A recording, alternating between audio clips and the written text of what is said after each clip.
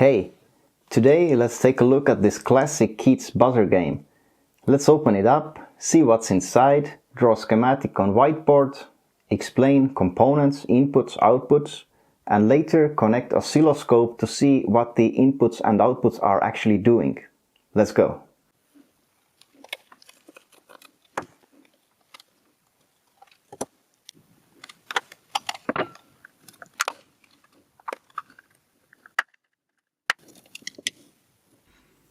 Here is the IC which is controlling the device. We don't know for sure what kind of IC it is because it's all covered in this blob and there are no writings, but later we will just try to assume what could be happening here internally. The battery is located here and it is made up of two LR44 batteries and the total output is 3 volts. The negative side, which is this yellow wire, goes directly to the IC. The red wire, which is the positive side, goes to the switch, which is located here, and this is on-off switch. And from the switch it goes to the IC, but it also goes from here to the LED. So positive side is always connected to the battery and the LED negative side, which is this white cable, goes directly to the IC. The wire, which is also called sometimes track wire or maze wire, is also connected directly to the battery positive, and it is connected through this red cable which is going from here to this socket, and actually the wire is connected to this socket when the device is assembled. The speaker has 2 wires, these green wires, and they are both connected directly to the IC outputs. This is a wand. User is sliding this over the wire while playing. Later in the video I mispronounce it as a wand, but nevertheless, it is connected to the IC directly through this white cable. Let's take a look at the schematic which I have drawn. The IC, or integrated circuit, is located here. Actually, we don't know what is inside it because, as you saw before, it is just a blob and there are no writings. So we just assume that that kind of blocks are inside, which are common to that kind of IC. Now, when the user wants to start the game, first the switch has to be turned on. These contacts closed. And when the switch is turned on, then the battery has connection to the system. Battery negative voltage is going from here to IC input. The battery positive voltage is going through the switch to the IC here, and also it is directly then connected to the LED positive side and to the wire. Battery itself is made out of 2 LR44 cell batteries, so it has total voltage of 3 volts. Now, the IC has power, and basically it is on standby. It is just waiting. The user is just playing, and if the wand is not touching the wire, nothing happens. IC is just waiting for the input. Now, let's say user is playing, but then accidentally touching the wire with the wand. Now, there is direct connection between the wire and the wand, which means that battery positive voltage through the switch through the wire and wand is now connected to the IC input.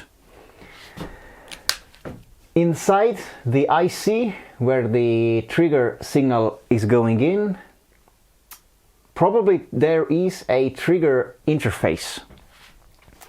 It is there to protect from static electricity and also to filter the signal a bit, so the IC can be sure that the contact was made as it should be, and now it is sending out clean signal to the controller.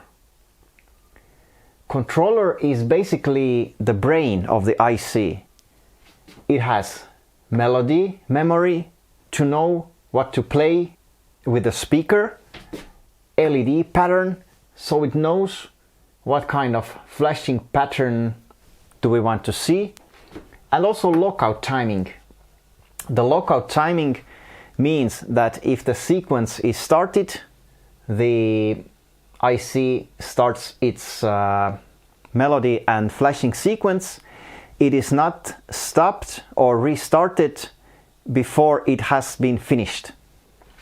So when the user is playing, touching wire with the wand and then touching again, sequence will not start again before it has been finished.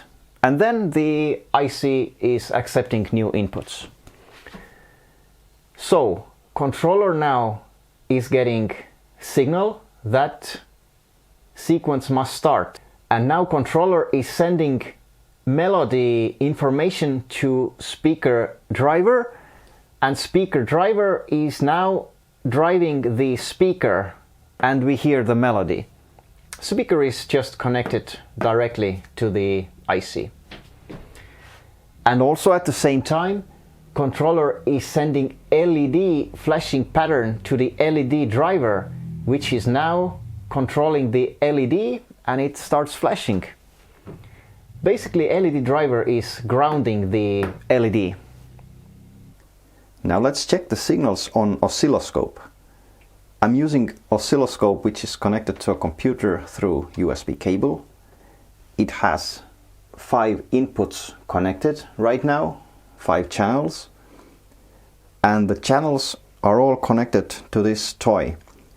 And I have also soldered these 2 cables to the speaker output to get nice clean signal. This is how we will connect the oscilloscope channels. The ground will be connected to battery negative. So basically all the oscilloscope probes grounds will be connected together, and then they will be connected to battery negative side. Next, channel 1 will be connected between the switch and IC. Channel 2 will be connected between the wand and IC, so basically to the IC trigger input. Channel 3 will be connected to the LED negative side, which is controlled by the IC. Channel 4 will be connected to one speaker output, and channel 5 will be connected to another speaker output. Let's see what is happening on the oscilloscope when the device is switched off. As you can see, all the channels, the first one, second one, third one, fourth one, fifth one, they are all at 0 level. This means that currently there is no voltage coming from the switch to the IC. Also, there is no trigger signal, there is no LED flashing, and there is no output to the speaker. Now let's see what happens when we switch on the device.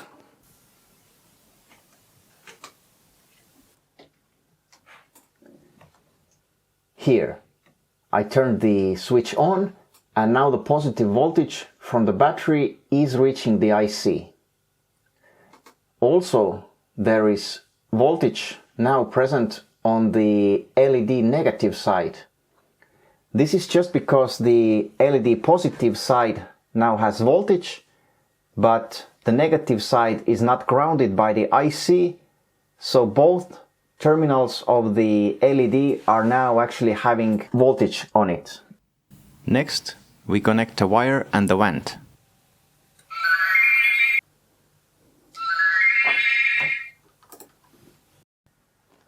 IC got input and started now flashing the LED. This channel 3 is LED negative side. It had positive voltage before the IC started grounding it, and here you can see that IC is starting to ground the LED output, which will light up the LED, and this is the pattern which the IC was inserting to the LED. Channel 4, channel 5 are the speaker outputs, and here you can just see the audio signal which is played. And here the input voltage to the IC, you see there is some kind of ripple. It is not constant as it is before the activation and after the activation. It just means that there is a voltage drop, because when the IC is activated, it will draw power to activate the LED, to activate the speaker, and just the battery voltage is dropping a little bit because of this. When the sequence is over, it will stabilize again. Although this oscilloscope has lots of channels, it doesn't have very high sampling speed. So here you can see the signal from the speaker output, but actually it looks a little bit more complicated. And for this, let's for a second use oscilloscope which has higher sampling rate.